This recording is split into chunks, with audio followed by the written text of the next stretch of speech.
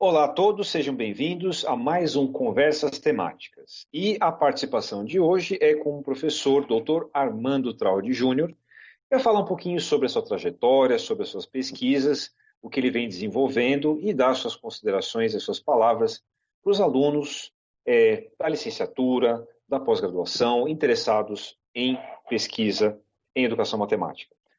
Seja bem-vindo, Armando Traude Júnior, tudo bem com você? Olá, Emiliano, tudo bem? Graças a Deus. Espero que você também esteja bem, a família, os outros colegas do Instituto. Quero inicialmente já parabenizar você e o Henrique por essa iniciativa. Acho que é um trabalho assim fenomenal que vocês estão fazendo, que vai nos ajudar muito a conhecer um pouquinho a respeito dos colegas do próprio Instituto. E assim, você imagina, se nós não nos conhecemos nesse nível de profundidade, e a gente tem contato acadêmico, né? Você imagina com os alunos da graduação e da pós-graduação. Então, no fundo, essa é a ideia, certo, do Conversas Temáticas, conhecer o corpo docente para que os nossos alunos de graduação, de pós-graduação, consigam entrar em contato, entender um pouco a pesquisa e tomar gosto. E já começo com uma pergunta que eu sei que para o nosso colega muito experiente, com anos de experiência na estrada, vai ser uma resposta grande, mas ela tem que ser diretamente proporcional à importância que você tem e todo o seu trajeto. Eu queria saber exatamente qual foi toda a sua trajetória antes de chegar no Instituto Federal, a sua formação.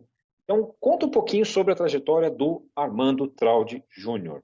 Seja bem-vindo. Eu acho assim que o que vale a pena destacar, até para que os próprios alunos conheçam e, mais do que isso, se reconheçam, às vezes, das nossas experiências, porque as nossas trajetórias, muitas vezes, são muito parecidas, né? Não difere tanto assim.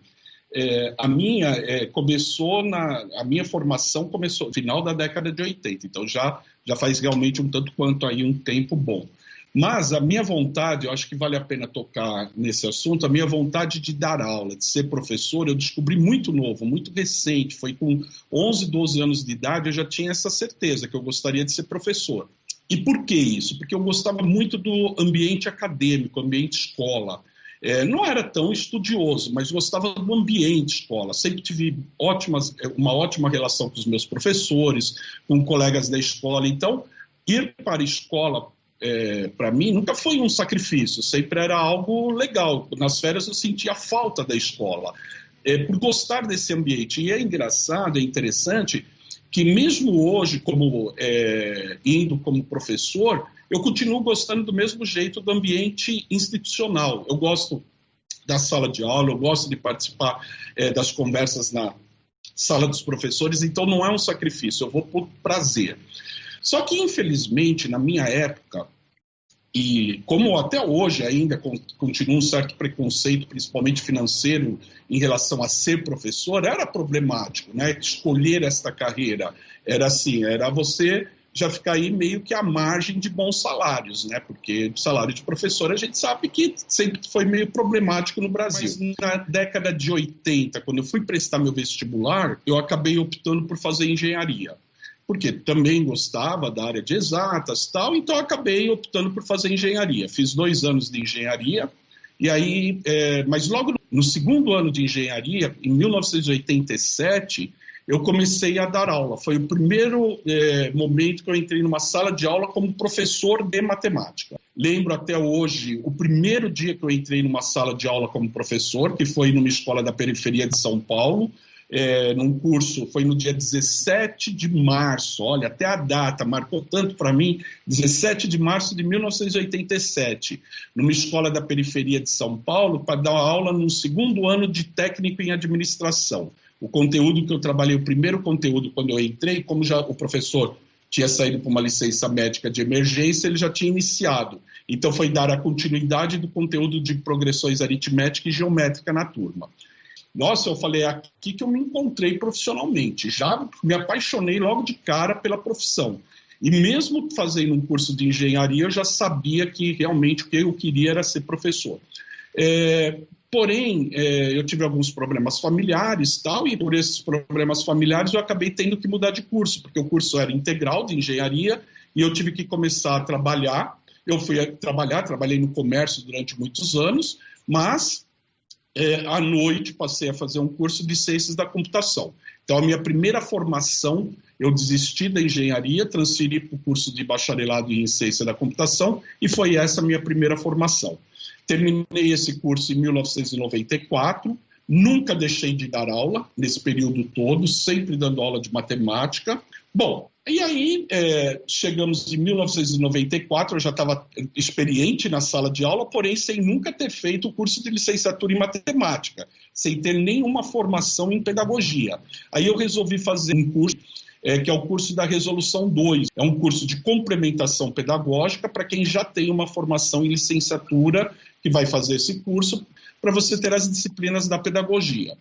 Bom, fiz esse curso realmente foi importante, interessante, me trouxe alguns conhecimentos relacionados à pedagogia que eu poderia e usaria na minha prática escolar, porém aquela vontade de fazer licenciatura e resolver alguns problemas do ensino de matemática continuaram persistindo dentro de mim, porque eu não consegui resolver essa situação.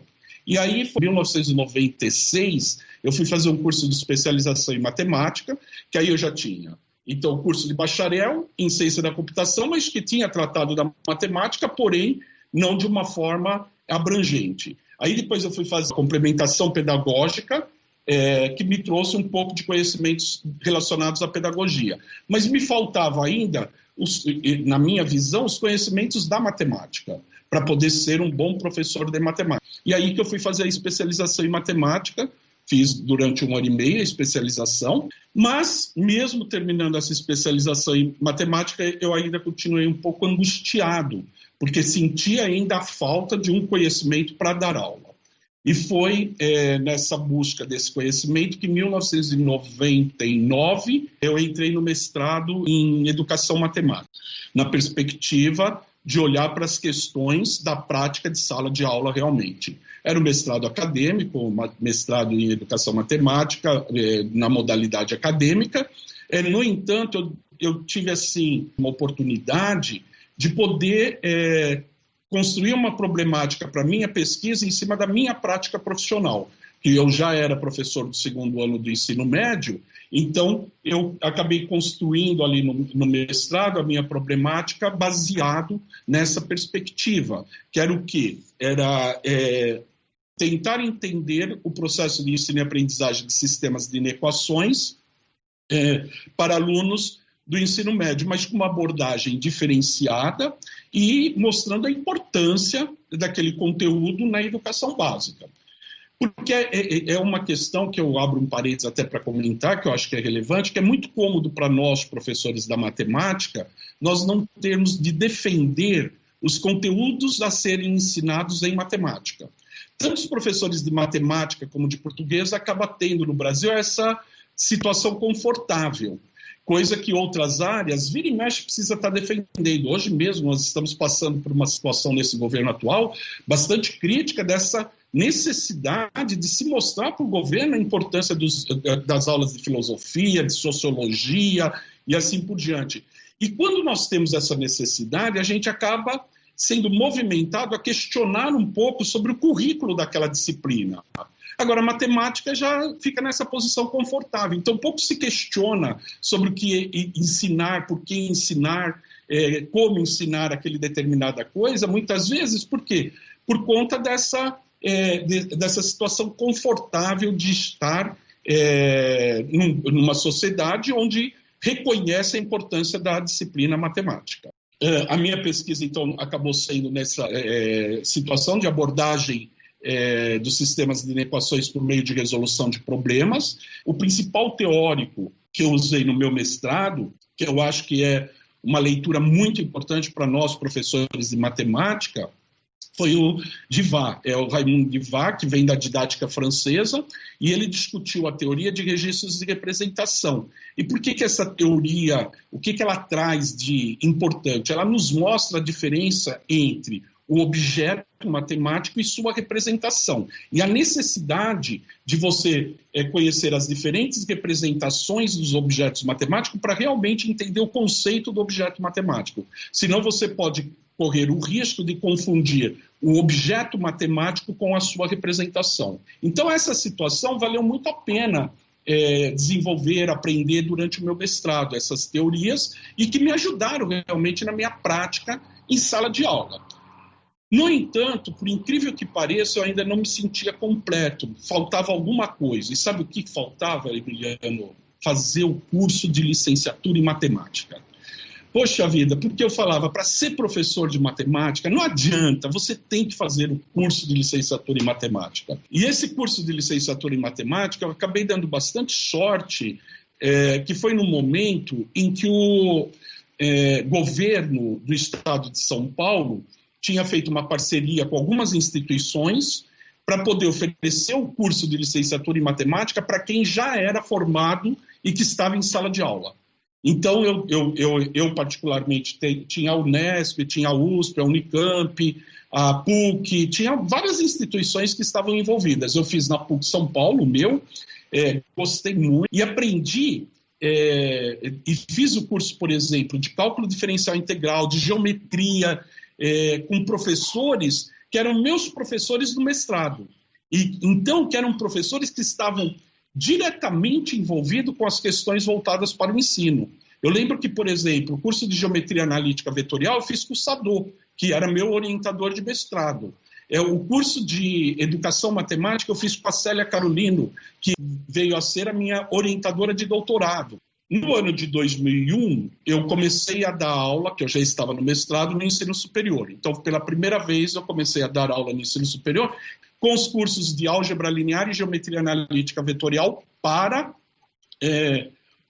futuros engenheiros, numa turma que, inclusive, tinha 100 e poucos alunos. Então, foi um desafio muito grande no começo. Eu tinha, assim, altos enfrentamentos ali para aprender a dar aula para aquela turma, para aquele tipo de curso. Mas valeu a pena a experiência.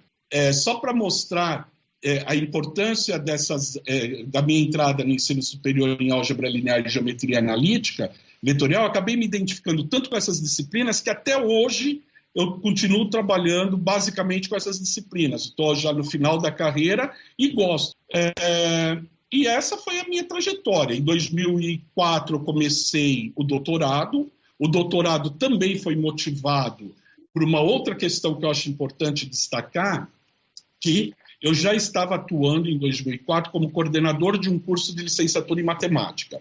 E nós estávamos enfrentando um problema que era o quê? De implementação do novo projeto pedagógico de acordo com as diretrizes curriculares que tinha sido publicada em fevereiro de 2002. Então, em fevereiro de 2002, teve a homologação das diretrizes curriculares para a formação de professores da educação básica no ensino superior e os cursos precisariam ser reformulados.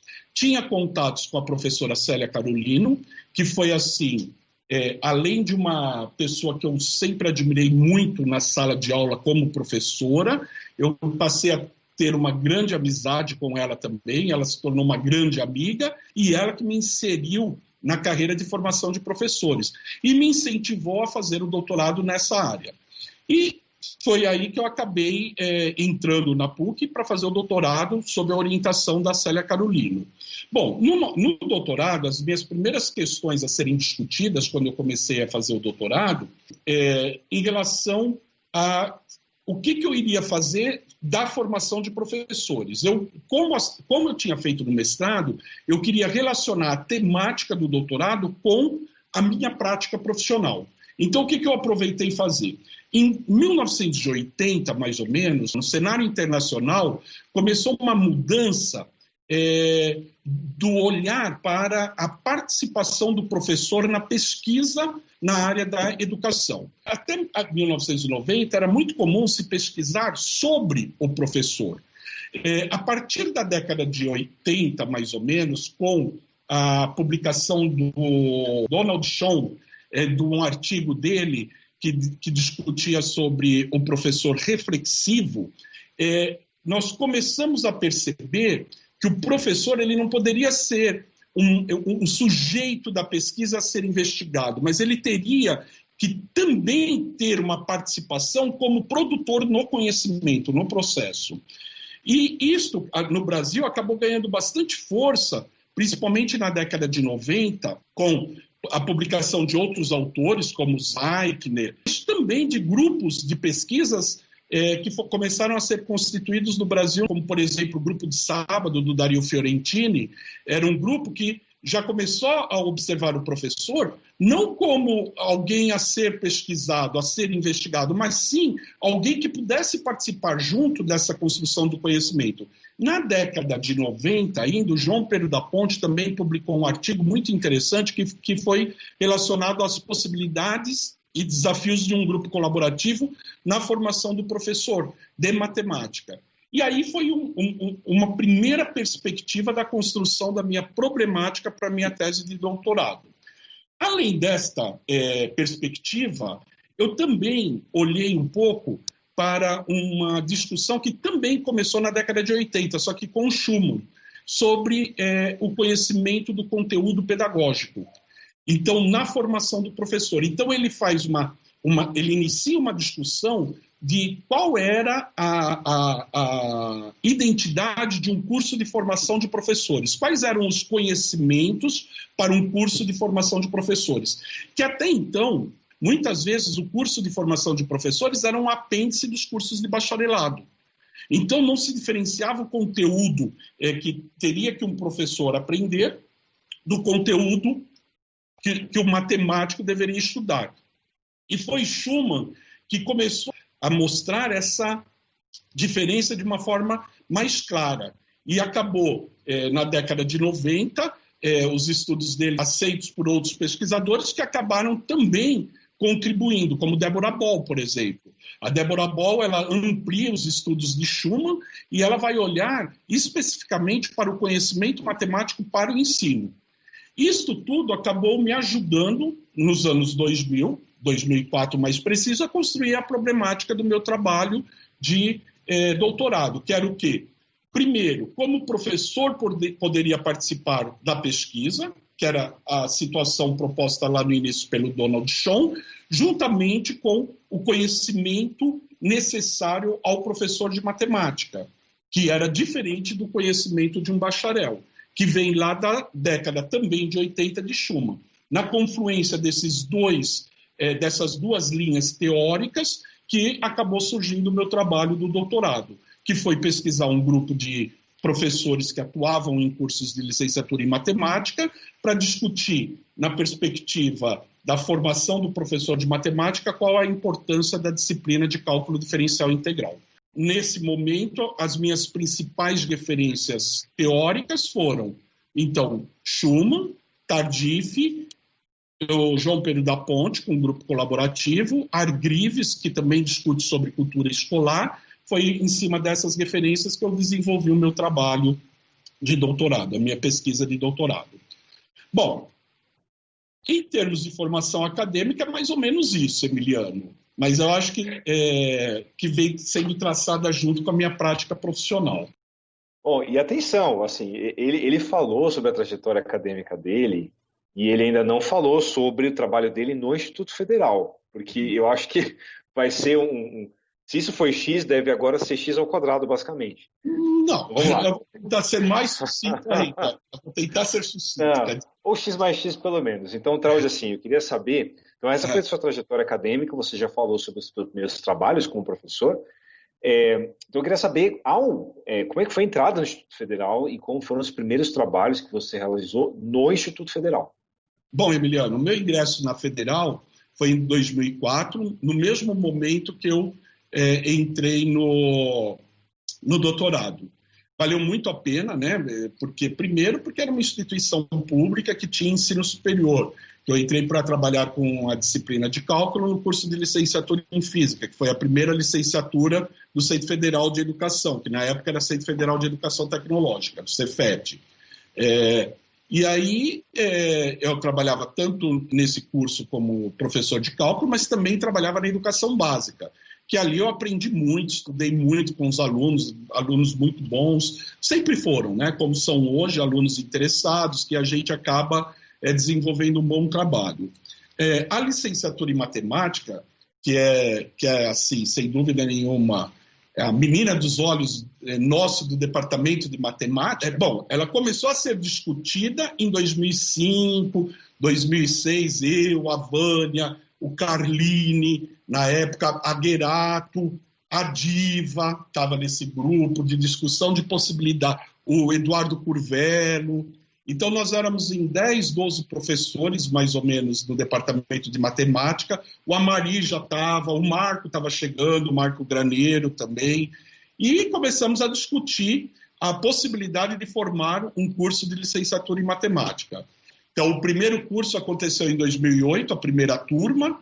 E aí, a partir de 2008, eu comecei a atuar diretamente no curso de licenciatura em matemática. É um curso que todos nós gostamos muito de atuar. E o mais interessante é que, queira ou não, o curso de licenciatura em matemática acabou motivando o curso de mestrado em ensino de ciências em matemática. Porque nós já começamos, de antemão, a pensar na possibilidade de se constituir um curso de mestrado também na área de ensino de ciências em matemática. E aí veio a professora Rebeca, que era uma das representantes da física, que nos ajudou muito na elaboração desse curso de mestrado em ensino de ciências em matemática. E aí nós conseguimos concretizar esse curso, que eu também atuo hoje. Mas o que eu considero assim de mais rico em trabalhar como professor no Instituto Federal é a possibilidade de você trabalhar em vários níveis de ensino ao mesmo tempo. Então, você trabalhar desde a educação básica com o ensino médio, como você trabalhar nos cursos de graduação, nos cursos de graduação em tecnologia, em bacharelado da engenharia, nas licenciaturas de formação de professores. Depois, você atuar na especialização, que nós tivemos a especialização, por exemplo, em formação de professores, que eu mesmo já atuei, e atuar nos cursos de mestrado também, tanto do Profimate, que tem hoje no Instituto, que eu também já atuei, porém tive que fazer uma escolha, e atualmente que eu estou no curso de mestrado em ensino de ciências em matemática. Então, eu acho que isso é o mais rico para nós, professores de matemática do Instituto Federal. Você ter esse contato com todos os níveis de ensino, então você tem com os diferentes problemas e com as diferentes possibilidades também de cada um desses níveis de ensino. Perfeito, Traudi. E como você bem falou, né, essa questão de você trabalhar com diferentes níveis de ensino também permite que você desenvolva pesquisas em diferentes níveis de profundidade. Então, eu queria que você falasse um pouquinho sobre o contato que você tem em estudos e orientações para os alunos de graduação fazendo TCC e também no seu trabalho que você tem desenvolvido no mestrado de ensino de Ciências e Matemática do Instituto Federal. Então, o que você tem desenvolvido e quais são suas pesquisas atualmente? Bom, eu vou iniciar falando da graduação, tá? No curso de licenciatura em matemática. Atualmente eu estou com um aluno que é o Gustavo Batista, ele está desenvolvendo um trabalho bastante interessante, que é em relação à utilização de jogos, né, em sala de aula, porém na perspectiva da enculturação da matemática. Isto é, aproximar outras formas de aprender matemática, de ensinar matemática e do próprio objeto de matemática dentro da sala de aula. O principal teórico que ele usa para olhar para essa enculturação matemática é o Bishop, o Alan Bishop, né? E está ficando um trabalho bem interessante dele, que vale a pena conhecer. Porém, no mestrado, aí eu já estou indo numa linha um pouquinho diferente, que é meio que uma continuação de implementação curricular também. No entanto, eu estou nesse momento, estou com 3 alunos, 2 no início, um já está no final do trabalho, que estamos olhando para os aspectos do currículo mais voltado para o ensino médio, que seria o quê? As trajetórias hipotéticas de aprendizagem, que é uma forma de abordagem do conteúdo matemático numa perspectiva construtivista. Então, muito se discutiu a respeito do construtivismo, tanto na década de 1990, como nos anos de 2000. Muitos dos artefatos para o ensino mudaram, porém, como que isso está na sala de aula? Como é possível realmente implementar na sala de aula essas perspectivas de uma avaliação um pouco mais construtivista, de uma consideração de construção de conhecimento numa perspectiva construtivista? Então, isto eu ainda acho que está faltando situações práticas, mais concretas de sala de aula. E aí os nossos alunos, os 3 alunos que estão no meu grupo atualmente, estamos pesquisando sobre isso. Como que é possível implementar essas perspectivas construtivistas em sala de aula. E para fazer isso, nós estamos nos baseando basicamente em 3 linhas teóricas, 3 autores diferentes. O que trata de trajetória hipotética de aprendizagem, que é o Martin Simon, o texto dele, referência ao de 1995, que nós estamos usando, o grupo fez a tradução e evoluiu um pouco no texto dele. Nós estamos usando também os textos de teorias de atividade do Engstrom, que é um texto que vem discutindo sobre a possibilidade de, por exemplo, trabalhar em grupo em sala de aula, que, queira ou não, é uma perspectiva construtivista, e nós estamos discutindo construtivismo em sala de aula a partir do livro do César Coll, que é um livro que aborda o construtivismo numa linguagem bastante interessante, que é muito próxima da linguagem do professor de sala de aula. E para nós é muito importante isso, porque os nossos estudantes do mestrado é um mestrado profissional, que estão na sala de aula, e que o trabalho deles faz muito sentido se estiver relacionado com a prática profissional deles. Então, o resultado dessa pesquisa tem que ser um produto educacional vindo ou indo para a sala de aula, então por isso que acaba sendo muito interessante essa perspectiva que o César Coll trata o construtivismo. Então, basicamente, esses são os estudos que nós estamos desenvolvendo atualmente. Só vale a pena destacar, que eu não posso esquecer, que esse estudo de TH que nós estamos fazendo agora é a continuação de um projeto que eu comecei lá na PUC, junto com a Célia Carolino, a Célia que coordenava, em 2008, nós começamos esse projeto, quando eu já era professor do programa de lá, e aí eu parei em 2011, porque saí da PUC, e agora eu estou retomando esse mesmo projeto, tá? Muito bom, Traudi. Assim, um bom entrevistado é aquele que já se adianta à próxima pergunta, porque eu iria perguntar quais eram os materiais de início para quem quisesse se inteirar as pesquisas que você desenvolve com os seus alunos, né, tanto de graduação quanto de mestrado, e você, essencialmente, já fez toda essa tarefa. Então, eu queria que você deixasse uma mensagem para quem estiver assistindo você no YouTube, seja ele um futuro aluno de licenciatura, não necessariamente da nossa instituição, alguém que quer entrar na área de pesquisa, iniciar pesquisas que você desenvolve. Deixa uma mensagenzinha para essas pessoas. Vamos lá. Eu acho assim que, inicialmente, eu gostaria de falar para aquela pessoa que quer ser professor. E usando a minha experiência de mais de 30 anos na carreira acadêmica sendo professor. O que foi mais gratificante, olhando para trás, desses 30 anos como professor?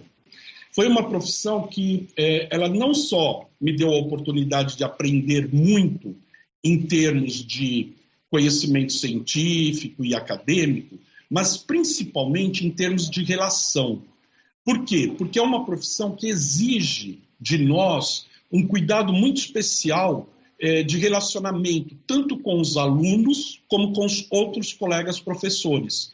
Por quê? Durante o momento de ser professor, com os professores, por exemplo, com os colegas professores, a gente tem as principais oportunidades profissionais, oportunidades de situações sociais, de troca de conhecimentos. Então, é muito importante você ter uma boa relação com os colegas da tua profissão. E com os alunos, você aprende todas as inovações da profissão. Por quê? Por exemplo, hoje eu aprendo muito com os meus alunos sobre os artefatos da tecnologia. Então, eu acho que vale a pena ser professor de matemática. Continue com o seu interesse e concretize esse interesse. Pode ser que você não vá ficar rico de dinheiro, mas você vai ficar rico de tantas outras coisas que vale muito mais a pena. Então, é isso. Eu acho que esta seria uma palavra. Mas eu também queria aproveitar para acrescentar uma outra coisa, que é importante, que ser professor também é uma carreira muito dinâmica. que ela te dá a possibilidade de você não só atuar como professor de matemática em sala de aula, que já é super prazeroso, mas também de produzir material didático, de avaliar material didático, de participar de grupos de pesquisa sobre o ensino. Então, ela acaba te dando de fazer formação continuada para professores, de fazer assessoria em escolas ou em secretarias de prefeitura, que são tudo atividades que eu já desenvolvi ao longo da minha carreira, sempre concomitante com a sala de aula. E é isso, então. Claudio, eu gostaria de agradecer muito o seu tempo, a sua dedicação com essa entrevista. Tá? Então, em nome meu, do Henrique, e de toda a equipe que faz parte dessa Conversas Temáticas, eu queria agradecer a sua participação e todo o seu relato de experiência, né? Então, assim, são sábias palavras de um professor que está há muito tempo já em sala de aula, também no Instituto Federal, e ele vai ser muito bem utilizado para as novas gerações de professores e pesquisadores que estão interessados nessa área. Tá? Muitíssimo obrigado. Eu que te agradeço você, Henrique, novamente, e acho que, assim, o mais rico de tudo isso é que pode ser um bate-papo como se eu estivesse na cantina, então sem os cuidados científicos necessários para a conversa. Um abraço para vocês, fiquem bem. Valeu. Tchau, tchau, Traude. Muito bem, gente, então esse foi o Conversas Temáticas com o professor Armando Traude Júnior. Você pode agora olhar aqui na descrição do vídeo e encontrar diversos trabalhos que o Armando ele falou sobre durante a entrevista com ele.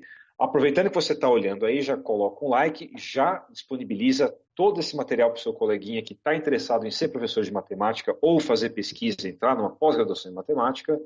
E é isso, próxima semana a gente vai ter mais um vídeo com mais um entrevistado e mais possibilidades. Até mais, tchau, tchau.